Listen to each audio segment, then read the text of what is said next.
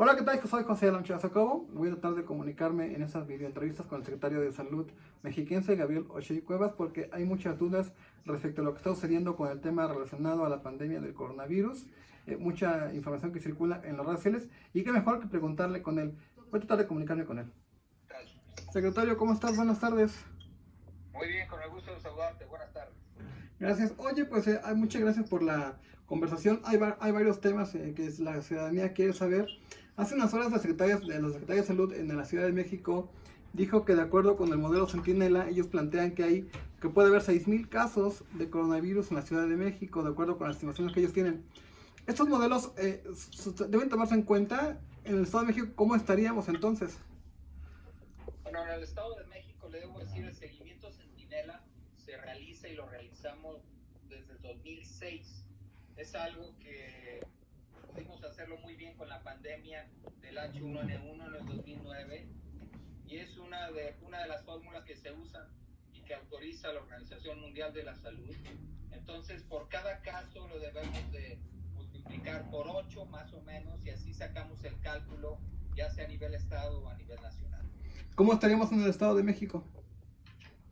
Bueno, en el Estado de México al día de hoy tenemos 354 casos, entonces diríamos que son 2.670 más o menos. Eso en cuanto a positivos se refiere. Hay mucha gente que me pregunta en las redes sociales que en sus municipios no tienen claridad de cómo está la situación. ¿Se puede establecer cómo estamos por municipios en este momento? Sí, con mucho gusto. Le informaré, llevamos 354 casos y 14 defunciones al día de hoy. De los casos positivos que tenemos, le voy a poner de ejemplo, por ejemplo, en Huixquilucan tenemos un número alto, pero es porque tiene un hospital privado. El hospital privado más grande que hay en el estado y el de mayor capacidades está en ese municipio. Entonces, como ahí se toma la muestra y generalmente le debo decir que muchos de estos 89 pacientes positivos viven en la Ciudad de México, ya sea en Las Lomas o en Polanco. ¿Por qué van ahí? Porque su seguro médico les exige que para cubrir su enfermedad debe de ir a un hospital que tenga un laboratorio autorizado por el INDRE. Y en el Estado de México, el Hospital de Las Lomas, el Ángeles de Lomas, es el único hospital que tiene ese permiso. ¿Qué otros municipios con más casos son del Estado de México? Tlalnepantla 32, Naucalpan 25, Cuautitlán 20, Toluca 20, Nicolás Romero 18, Ecatepec 17, Metepec 13 y de ahí para abajo. Estamos prácticamente ya en el 10º día, el día de mañana del mes de abril, y de acuerdo con las restricciones que se van a conocer, pues el 30 de abril se acabaría esta cuarentena, pero los especialistas dicen que pues, no podemos irnos preparando para eso. En tu opinión, pues digo, eres el secretario de Salud, tienes una información más precisa. ¿Tenemos que hacernos a la idea de que en abril salimos todos a las calles? Claro que no, qué bien lo comentas. Te debo de decir que conforme vamos viendo la evolución de esta epidemia en todo el mundo, seguramente tendremos el pico máximo la segunda o la tercera semana de mayo. Eso será sostenido durante 4 semanas más, hasta alcanzar el mes de junio más o menos, en el cual a finales ya debe de ir esta curva descendiendo. Aquí lo más importante es que con esta cuarentena que hemos, se ha hecho en todo el país, lo que buscamos no es reducir el número de casos, sino aumentar el tiempo de esta curvatura y que sea más plana para evitar un pico que podría saturar los sistemas de salud de todo el país. La capacidad del Estado de México se ha hablado, pues se está preparando para lo peor, ¿no? Para un escenario que pudiera ser incluso a nivel nacional de muchos casos y necesidades en terapia intensiva. ¿Estás preparado, secretario? Bueno, está preparado. Yo le debo decir que hemos hecho 3 escenarios. Un escenario lo doble a lo que tuvo China, por ejemplo, haciendo un escenario con 17 millones de mexiquenses y haciendo los cálculos para 0.2, pero yo creo que me quedaría con el siguiente, que es el de 0.5, 0.5, el cual nos habla de que sí tendremos capacidad capacidad para enfrentarlo. Y me refiero a que tenemos, por ejemplo, 70 hospitales que son unidades hospitalarias generales con servicios de terapia intensiva. Tenemos 1.400 en total de todo el sector salud, 1.400 respiradores o ventiladores que son necesarios para aquellos pacientes que se complican. Actualmente trabajamos en el sector salud poco más de 20,000 doctores y 30,000 enfermeras. Entonces me parece que ante ese escenario que hemos hecho, sí estaríamos preparados. Este virus aún nos falta mucho saber de él, saber su comportamiento, por ejemplo, de acuerdo a la temperatura, con el calor, con el clima. Pues hay muchas cosas que todavía no sabemos de él, pero lo que sabemos hasta hoy, le puedo decir que si tomamos este escenario con el cálculo de 0.5, el Estado sí estaría preparado. ¿Por qué? Porque estas medidas de mitigación que tomamos nos ayudarán a que este pico sea menos marcado. ¿Tienes información, tienes comunicación, por ejemplo, con los hospitales privados del Estado de México? Porque es muy frecuente que, por ejemplo, en mi caso, en las redes me preguntan, oye, pero si yo no tengo la capacidad económica o para movilizarme hasta un Ángeles, o sea, no quiero ir al sistema privado, tengo la capacidad para ir a un hospital privado. ¿Cualquier hospital del Estado de México privado tiene la capacidad de atender a alguien que busca atención pensando que tiene coronavirus? Bueno, sí hay que recordar que es muy importante que del número de infectados que tenemos, el 82% van a tener sintomatología leve y se puede recuperar en el domicilio con un tratamiento sintomático. Me refiero como si fuera un caso de gripa un poco más fuerte que la gripa habitual, dolor de cabeza, fiebre arriba de 38 y algunas otras molestias de malestar general en el cuerpo. El 82% se va a recuperar en su casa. Y el otro porcentaje, el 18%, es el que nos preocupa a los servicios de salud. ¿Por qué? Porque de este 18%, el 14% va a necesitar estar en el hospital, en piso, y el otro 4, 5, 6% va a necesitar una terapia intensiva. Entonces, yo creo que hay hospitales en el estado privados, algunos del Valle de México, otros aquí en el Valle de Toluca, que sí tienen la capacidad siempre y cuando tengan camas de terapia intensiva. Oye, también se han dado a conocer informaciones en el sentido, seguramente estás enterado, de que en algunos hospitales, sobre todo públicos, existe la instrucción, no sé si de federal o de los propios directores de los hospitales, en el sentido de que si alguien padece COVID, no lo registren como COVID, sino lo registren como influenza o como alguna otra enfermedad relacionada con las vías respiratorias. ¿Tienes información al respecto? ¿Eso es correcto o es parte de las fake news que están circulando? No, esto no puede ser verdad, no es verdad. Llevamos, aquí lo importante para diagnosticar un paciente con COVID, sin duda, es la prueba y ese resultado de laboratorio. Actualmente, el Estado tiene un laboratorio autorizado por el INDRE, igual que el hospital privado que está allá en Huixquilucan también. Algunos 2 laboratorios privados también tienen la capacidad de hacer pruebas. Es muy importante que no confundamos las pruebas rápidas con la prueba de PCR. La única que funciona, la única validada por el CDC de Atlanta, la Organización Mundial de la Salud, es la prueba de PCR, que es una prueba de inmunoensayo en donde se toma un raspado de la secreción retrofaríngea y nasal, se mete en un medio y lo que nos da después de 6 horas es presencia de partículas del DNA o del virus. Eso nos asegura que es una prueba bien tomada, es una prueba confiable al 100%, a diferencia de las pruebas rápidas. Las pruebas rápidas es como una tira reactiva, esas no funcionan para esta etapa, para este escenario que tenemos de la epidemia. Esas funcionarán después en un año para ver cuánta inmunidad hay, cuánta población mexiquense se infectó y tiene inmunidad contra el virus. Pero en cuanto al tema que me preguntabas, te debo decir que hay un centro mexicano para la clasificación de enfermedades que se llama CEMESTE. Ese centro se encarga de decirle a los doctores y a los institutos cómo registrar la enfermedad. La Organización Mundial de la Salud y la Organización Panamericana de la Salud es las que nos manda y nos dice, cuando usted tenga un paciente con COVID, lo debe de registrar como enfermedad respiratoria aguda nCoV. Así es como se registra y no hay ninguna lineamiento, ningún reglamento, ninguna orden para que los médicos no lo puedan registrar así. Lo único que se necesita es tener el examen validado y que diga positivo para asegurarnos que es un fallecimiento o una infección respiratoria causada por coronavirus. Y también se han circulado documentos en redes sociales donde en algunos hospitales públicos, sobre todo federales, se dijo que si alguien muere, en algún caso relacionado con el COVID, se registre como neumonía o con otra categoría que no es COVID-19. Esto de alguna manera reduce que los casos sean como si se firma un acta de defunción firmada por los médicos.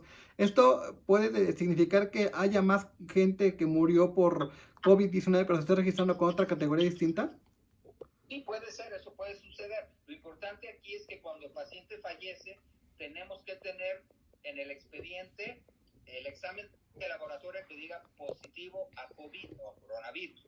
¿Por qué? Porque si no lo tenemos positivo, se le pone ese diagnóstico que no le gusta a nadie, que he escuchado en todos lados, que dice neumonía atípica. ¿Por qué dice ahí? Porque no sabemos quién es la bacteria, el virus o el hongo que lo pudo haber matado. Entonces se le pone ese diagnóstico atípico cuando no sabemos en realidad cuál fue la causa. ¿Por qué? Porque no se le hizo un examen para coronavirus, para H1N1. Hay más o menos 14 clasificaciones para las enfermedades respiratorias. Secretario, los presidentes municipales del Estado de México te han buscado tanto contactado porque hay varios que piensan que es muy malo decir que en sus municipios hay COVID-19 y de inmediato salen y hacen publicaciones o transmisiones en vivo donde desmienten que haya casos. Otros pues quieren decir que hay menos posibles de los que realmente existen y otro tanto pues no saben ni cómo reaccionar y implementa campañas incluso promoviendo el cuidado, pero ellos no se cuidan en las mismas.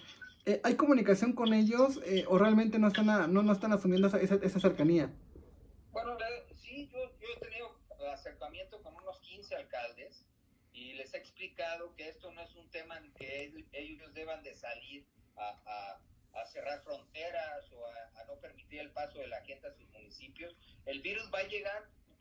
El hecho de no permitir el paso, pues eso no implica poder frenar esta epidemia. Esto es una enfermedad que está en todo el mundo, por eso se llama pandemia. Ya tenemos 212 países que están comprometidos con este virus. Lo que hay que entender que lo más importante aquí es mantener la calma y no asustar a la población. Es un virus que seguramente de aquí a un año vamos a estar ya infectados y con inmunidad más o menos el 75 al 78% de la población, que así es cuando llega un virus nuevo. Recordemos en el 2009 el H1N1 que llegó para quedarse y en cada temporada invernal lo tenemos. Va a pasar exactamente lo mismo. Lo que pasa que ahora este virus es altamente transmisible, es mucho más transmisible que el H1N1, pero es menos transmisible que el de sarampión, por ejemplo.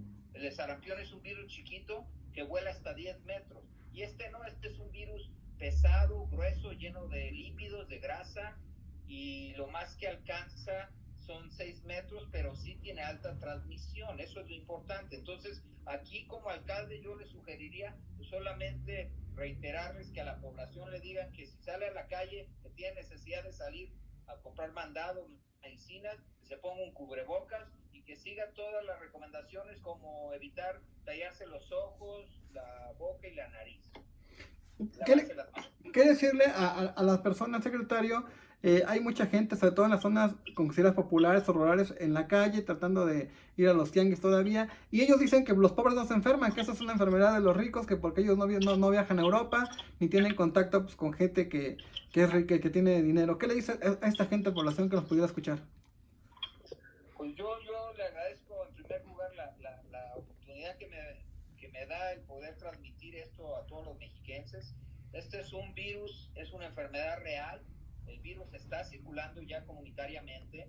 Este virus tiene una letalidad. ¿Qué quiere decir eso?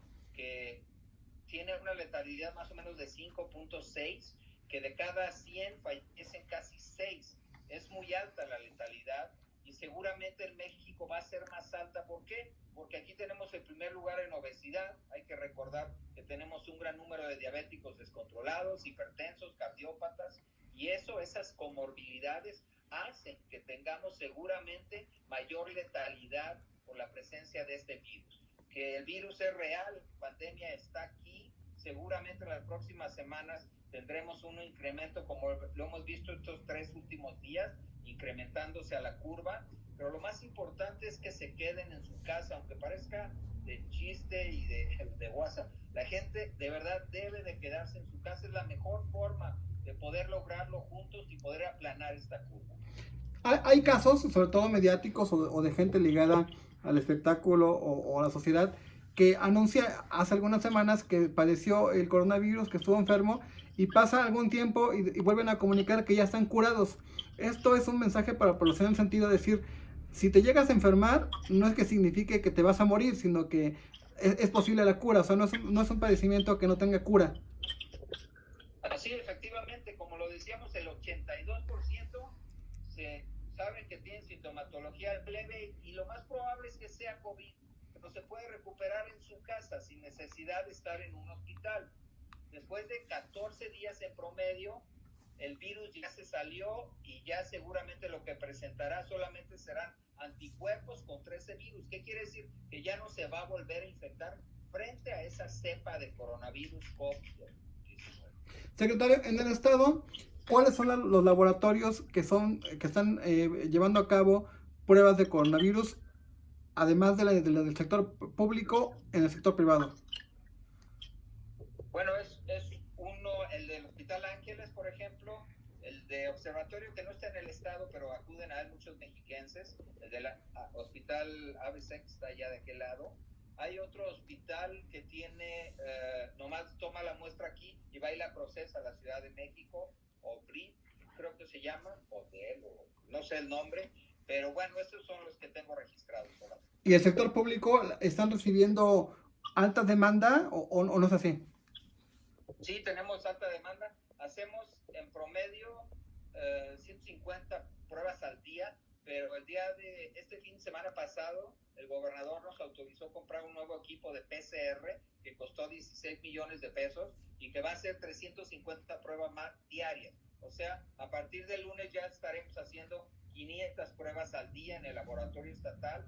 Las del IMSS se van a La Raza, al Centro Médico La Raza, las del ISSSTE se van al INDRE y las de los hospitales privados que tienen su propio laboratorio, solo para comprobación las mandan al INDRE.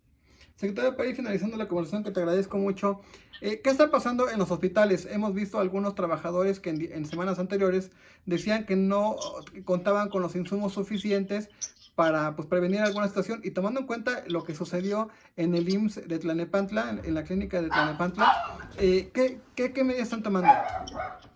Bueno, sí, qué bien que toques el tema y le agradezco. Yo me he pasado estos 10 días repartidos haciendo presencia en los hospitales.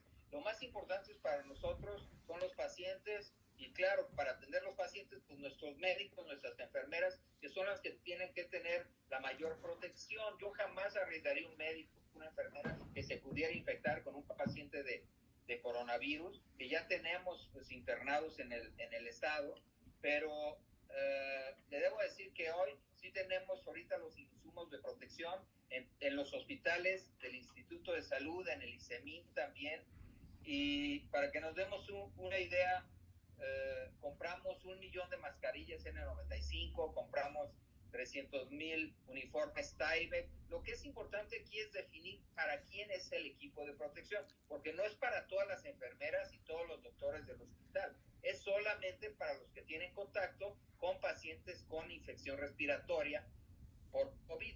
¿Cuáles son esos doctores? Los que están en terapia intensiva, los que están en el servicio de urgencias y los que están en nuestras unidades móviles que pusimos afuera de cada hospital. Para ellos este es este equipo de protección. Para los que están, por ejemplo, en ginecología, pediatría, pues ahí al menos que tengan un caso de COVID, pues sí. Pero si no, esos médicos solamente con el cubrebocas normal es suficiente. Esto ya lo dejé muy claro en el sistema de salud y los médicos, los 30,000 médicos que trabajan al frente están conscientes de ello y también las enfermeras. Finalmente, después de que se confirmó que hubo casos de médicos residentes contagiados en el IMSS de Tlalnepantla, se tomaron algunas medidas porque quiero pensar que muchos tienen convivencia con mexiquenses o viven en el Estado de México. ¿Qué medidas se tomó al respecto? Sí, lo que hicimos fue darle seguimiento médicos, porque eso lo hace la vigilancia epidemiológica, lo que forma parte de la Secretaría de Salud Estatal. El seguimiento de esos contactos, les tomamos muestra a los familiares más cercanos que tenían síntomas, y a los que no tienen síntomas solamente se les hace el seguimiento todos los días hasta cumplir los 14 días después del inicio de la infección del primer caso. ¿Y si existe el dato de cuántas personas se estarían vigilando que tuvieron relación con los médicos? En este caso solamente fueron 37. 37 personas se están vigilando. Secretario, le agradezco mucho la conversación y estoy pendiente en las próximas semanas si es necesario volver a hablar. Será un placer y muchas gracias por tu preocupación sobre el tema y el poder aclarar esas dudas que tienen todos los mexiquenses. Lo felicito por su programa. Hasta luego. Hasta luego. Gracias. Bueno, pues ahí está la conversación con el secretario de Salud, Gabriel Ochey Cuevas, quien aclara muchas cosas que suceden y que se comentan en las redes sociales, y estaremos atentos a que en próximas semanas volvamos a tener comunicación con él. Hasta la próxima.